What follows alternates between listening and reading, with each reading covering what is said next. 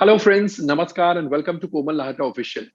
एक समय था जब तमिल फिल्में सिर्फ तमिल ऑडियंस देख सकती थी। Similarly for Telugu, Kannada and Malayalam cinema.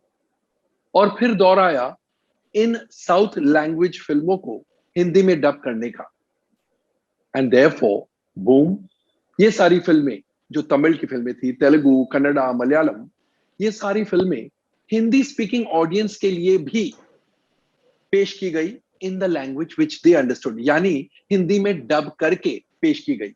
और आज हमारे साथ हैं दो ऐसे व्यक्ति जो बहुत सारी साउथ की फिल्में डब करते हैं एंड यू मानो या यू कहो, एक डबिंग साउथ फिल्मों का मार्केट ही खोल डाला है।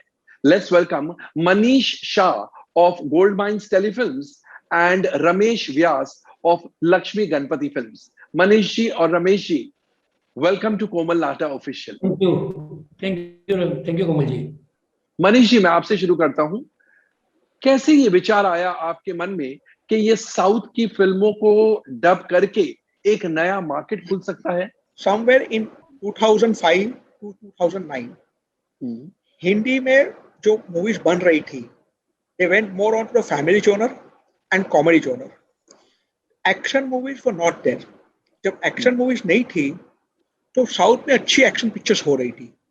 तो कहाँ एक एक्सपेरिमेंट करते हैं कि साउथ से एक्शन पिक्चर को यहाँ लेके आते हैं, डब करते हैं और करते हैं। तो वो जब एक्सपेरिमेंट किया वो सक्सेसफुल हो गया, लोगों को पसंद आया, तो और फिर कभी पीछे देखा ही नहीं है।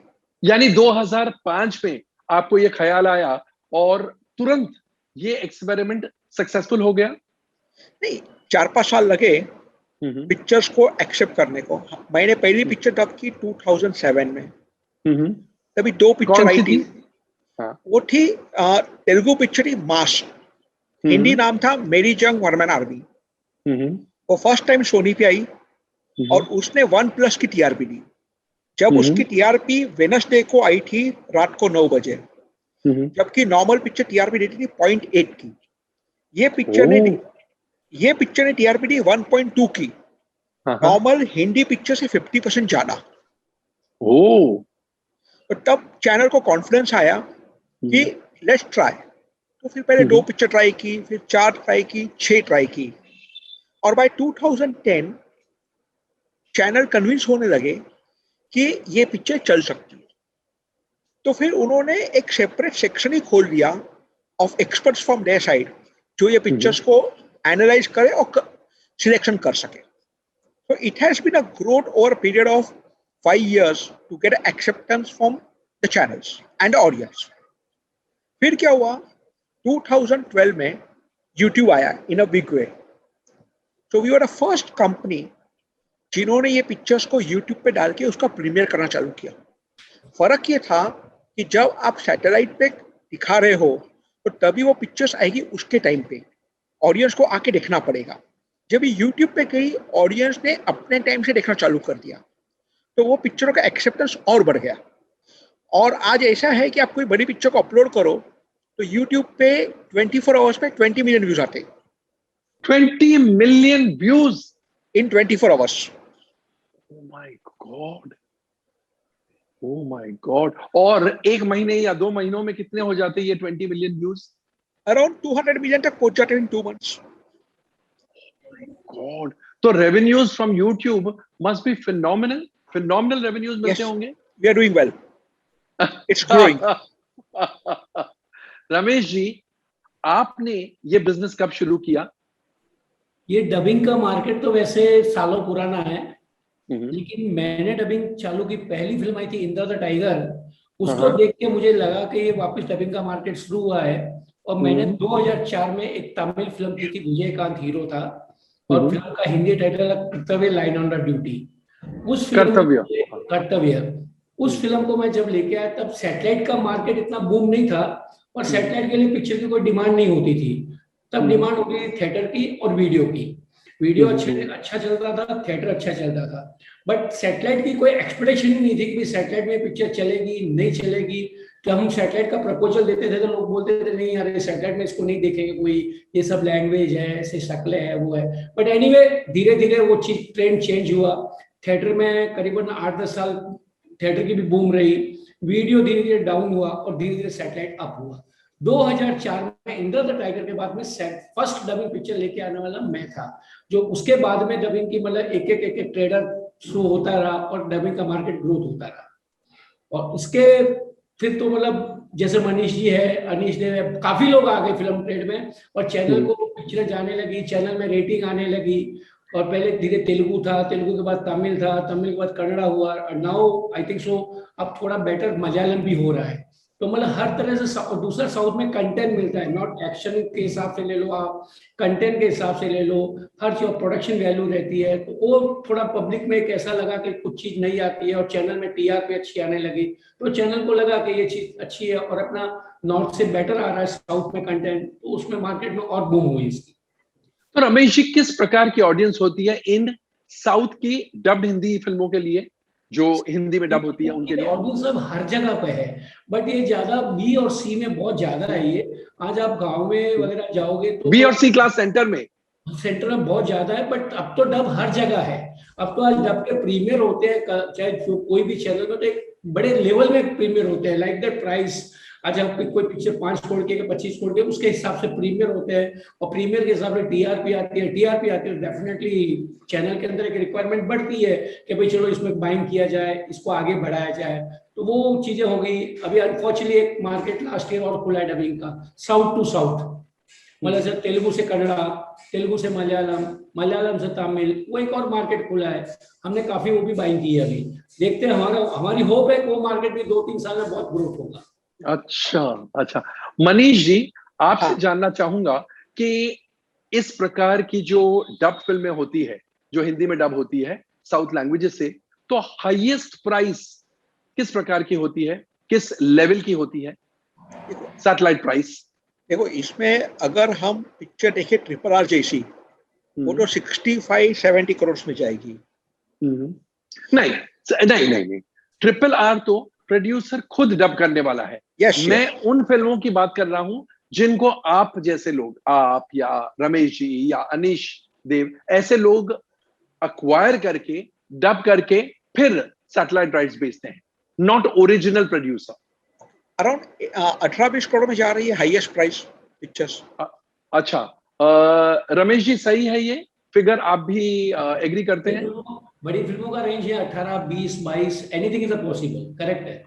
अच्छा अच्छा, हाँ कंटिन्यू कीजिए मनीष जी, आप और भी आगे कुछ बोल रहे थे। हाँ, 18-20 करोड़ हो रही है, तो इट्स प्राइसेस तो डे बाय डे बढ़ रही है और नंबर्स भी अच्छे आ रहे हैं। अच्छा, मगर जब हिंदी फिल्म प्रोड्यूसर्स साउथ फिल्मों के रीमेकिंग राइट्स ले लेते हैं, तो फिर आप लोगों ने ये नहीं सोचा कि डबिंग का धंधा तो चौपट हो गया, खत्म हो गया, क्योंकि अब तो वही फिल्में हिंदी में बनने वाली हैं? इफेक्ट तो हो जाएगा। अगर जो पिक्चर साउथ में है उसका हम एक डबिंग लेके आ रहे हैं, डब वर्जन है, और अगर उसका हिंदी वर्जन भी आएगा तो any day Hindi version audience ज्यादा प्रेफर करेगी। रीजन बीइंग उसमें आपके यहाँ के स्टार्स है, सॉन्ग्स है, प्रमोशन है, थिएट्रिकल रिलीज होगी, तो एनी डे लोग उसको ज्यादा आइडेंटिफाई करेंगे। लेकिन कितनी पिक्चर डब होगी, कितनी पिक्चर रीमेक होगी, साल की 5, साल की 6, उसके ऊपर नहीं हो सकती। ओके, तो वो जो गैप है उसको आप लोग फिल कर रहे हैं? यस। तो साल की आप, मनीष जी, आप यानी आपकी कंपनी गोल्ड माइंस टेलीफिल्म्स साल की कितनी फिल्में डब कर लेते हैं चारों साउथ लैंग्वेजेस को मिलाकर? अराउंड 80 मूवीज, 80 से 100 पिक्चर। 80 से 100 फिल्में। और रमेश जी, आपकी कंपनी लक्ष्मी गणपति फिल्म्स? हमारा साल में 50-60 फिल्मों की डबिंग होती है। और जो रीमेक का पूछ रहे हो, रीमेक और डबिंग में मतलब ज्यादा कोई प्रॉब्लम नहीं होती है। उल्टा ये होता है कि रीमेक होती है और वो फिल्म डब में बिकी है, तो आई थिंक सो अगर आर्टिस्ट यहाँ बड़ा है, उधर आर्टिस्ट बड़ा है, तो मतलब टीआरपी में भी हमारा, हम ये देखते हैं हमको उसका बेनिफिट मिल रहा है एक्चुअली में। बिकॉज आज एक जैसे एक सिंघम है, सिंघम की रीमेक थी, अजय देवगन की ओरिजिनल में सूर्या था, बट सूर्या का भी रेटिंग मिला है, अजय देवगन के आने से और स्ट्रॉन्ग हुआ है, उसका कम नहीं हुआ है।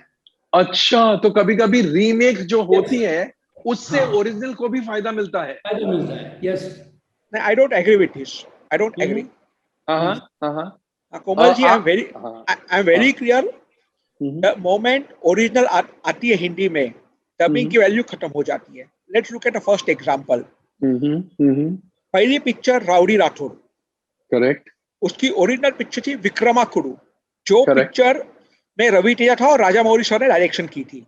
जैसे राउडी राठौड़ आ गई, विक्रमाकुडु की टीआरपी का एकदम कम हो गई.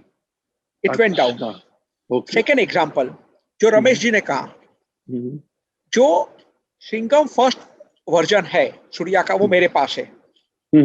जैसे अजय देवगन की सिंघम आई, आज भी वो सिंघम सूर्या की नहीं चलती है. एग्जाम्पल दे, अभी आप टीआरपी पे जाओगे, जो टीआरपी लास्ट थर्सडे को आई है, सिंघम पिक्चर नंबर 7 पे है अजय देवगन की. लेकिन जो सिंघम सूर्या की है वो टॉप 100 में नहीं आती है.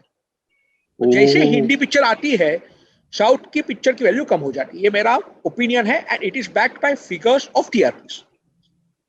अच्छा, ये जो आप टीआरपीज बोलते हैं, टीआरपीज को लेकर भी बड़ी हलचल, बड़ी कंट्रोवर्सी, बड़े विवाद खड़े होते हैं.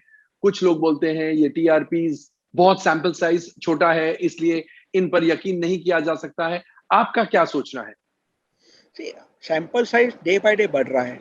जब कैंप था, सैंपल साइज 5000 था, आज 40,000 हो गया है. तो we have seen a jump of 8 times that sample size in last 8 years. और जो वो चाह रहे हैं बार कि कम से कम 1,00,000-1,50,000 सैंपल साइज हो जाए इन नेक्स्ट 5 years, उसके ऊपर तो पॉसिबल नहीं लगता.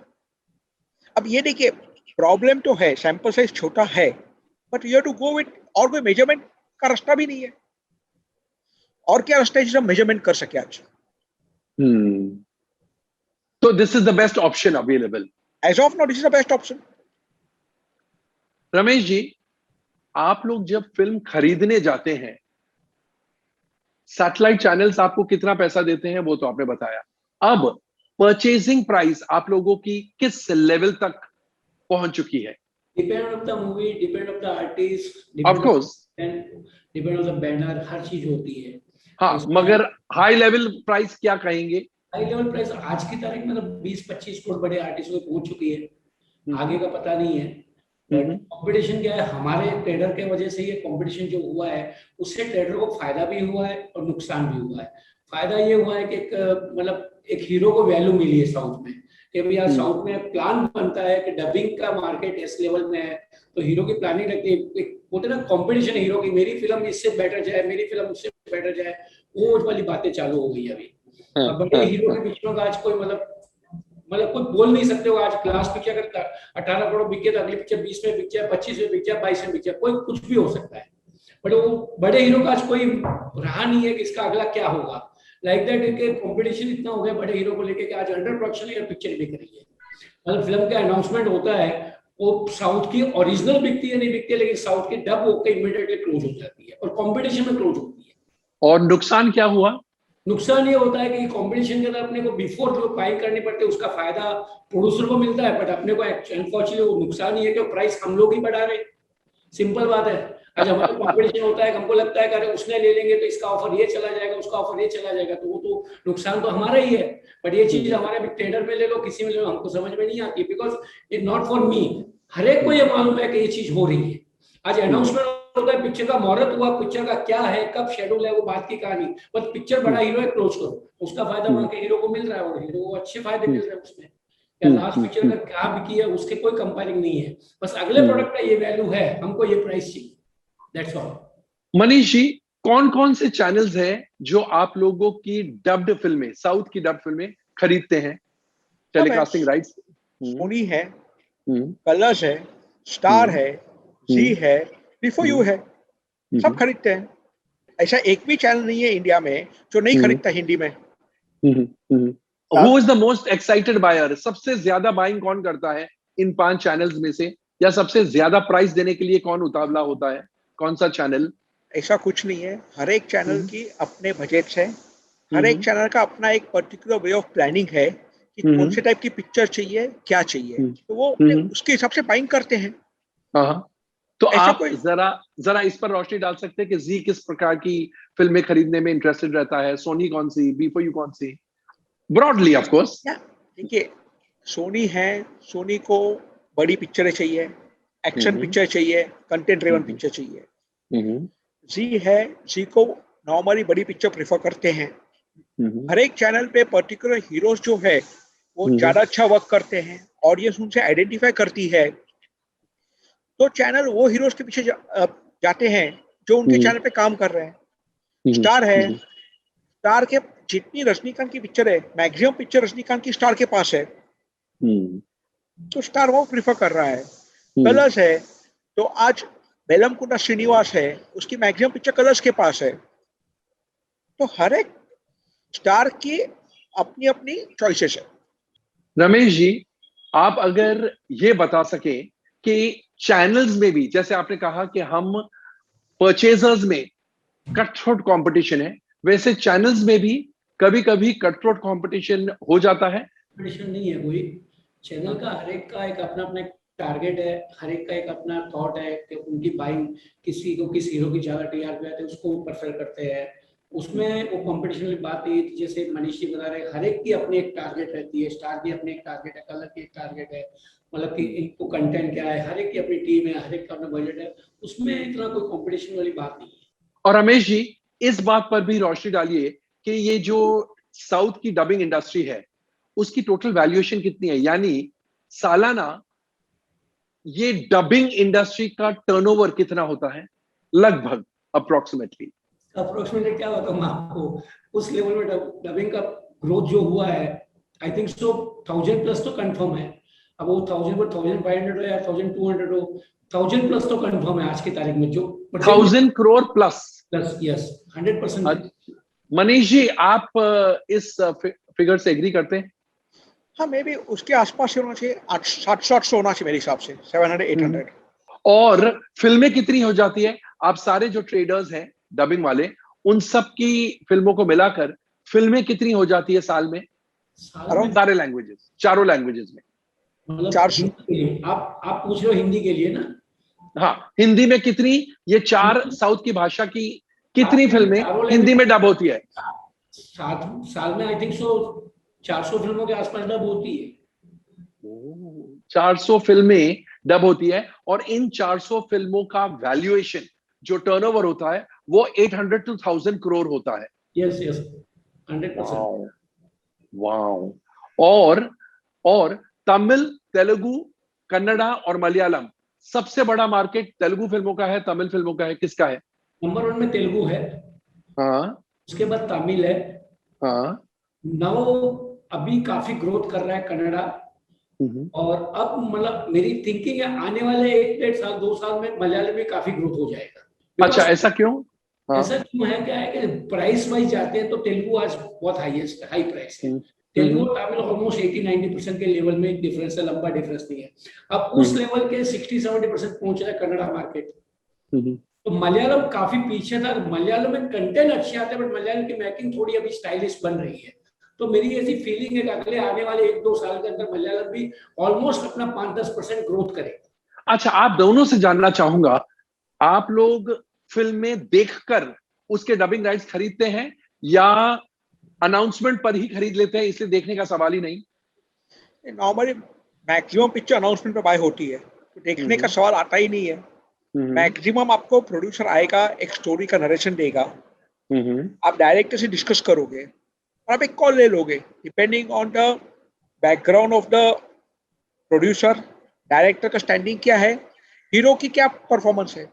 तो जब आप लोग स्टोरी सुनते हैं, कभी कभी ऐसे नहीं लगता है आपको कि डबिंग छोड़ो, हमको ये हिंदी रीमेकिंग राइट्स खरीद लेने चाहिए? उस दिशा में आप लोग नहीं गए? फोकस है, जो काम आ रहा है वही करो, बाकी नहीं करना। अच्छा, रमेश जी आप? नहीं, इसमें ऐसा है कि रीमेक के लिए इसलिए जाते नहीं है कि हमारे नॉर्थ में जो मेरी फीलिंग है, कोमल जी बता रहा हूँ कि मैं नाम लेना नहीं चाह रहा हूँ किसी पर्सन का, मैं बहुत बड़ी फिल्मों के 2 रीमेक टेस्ट लाया था। अब बड़े बैनर के लिए तो कोई भी आर्टिस्ट फटाक से मीटिंग दे देगा, सब दे देगा, अदरवाइज लगेगा अरे ये तो मतलब कोई बड़ा बैनर नहीं है, इनसे क्या करेंगे, तो अपने को बड़े आर्टिस्ट मिलेंगे नहीं। मैं खुद लेके आया था 4 बड़ी फिल्मों का राइट्स, मैं डिस्क्लोज नहीं करना चाहता हूँ। अनफॉर्चुनेटली 3 फिल्में मेरे पास आज भी रीमेक के लिए अच्छी पड़ी है, बट यहाँ के स्टार का जो चल रहा है सिस्टम, आप तो उसके बहुत बड़े सीनियर हो, आपको पता है यहाँ के क्या चल रहा है क्या नहीं चल रहा है, मुझे बताने की जरूरत नहीं है कोमल जी।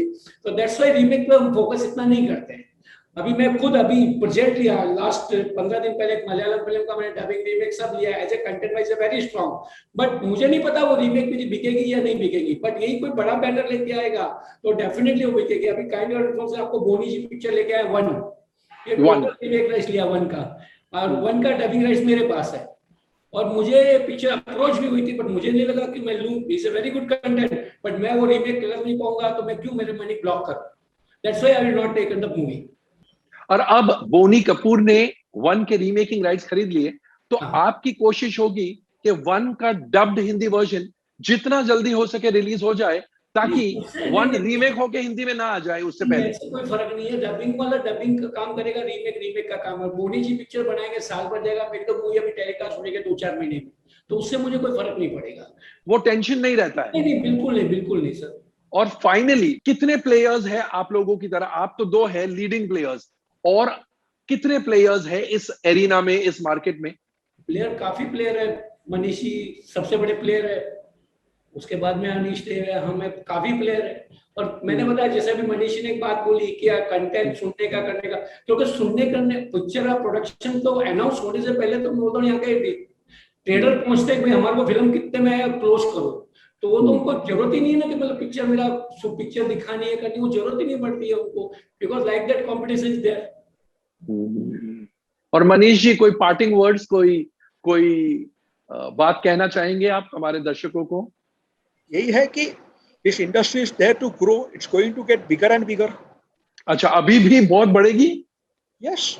आज भी एक फर्क है, आज भी वहां पे अगर फिल्म 120 करोड़ की बन रही है, उसमें सिर्फ 25 या 30 करोड़ हीरो की प्राइस है और 90 करोड़ जा रहा है मेकिंग में। तो कंटेंट डे बाय डे बढ़ रहा है, उनकी रिकवरी डे बाय डे बढ़ रही है। आज तेलुगु पिक्चर का box office only from AP Telangana 100 crore हो रहा है, जो हमारा हिंदी मूवीज का हो रहा है। आज भी स्कोप तो है। जो ग्रोथ हमने देखी है लास्ट 5 साल में, it has been more than 200%। हाँ, तो जो ग्रोथ हुई है आज वहां के बजट्स पे in the last 5 years is more than 200%. I'm expecting further growth in that. तो आपको लगता है 800 से 1000 करोड़ की जो इंडस्ट्री है डब्ड फिल्मों की, साउथ के डब्ड फिल्मों की, वो आज से 2 या 3 साल बाद 1500 करोड़ की हो सकती है, या उससे ज्यादा भी हो सकती है? 1500 हो जानी चाहिए, 1200 से 1500। 1200 से 1500। Wow, touch wood. मेरी जो थिंकिंग है, ये डब का मार्केट जो खुला है south to south, Telugu to Kannada या कन्नड़ टू तेलुगु या मलयालम टू तमिल, ये मार्केट लास्ट ईयर से कुछ खुला है।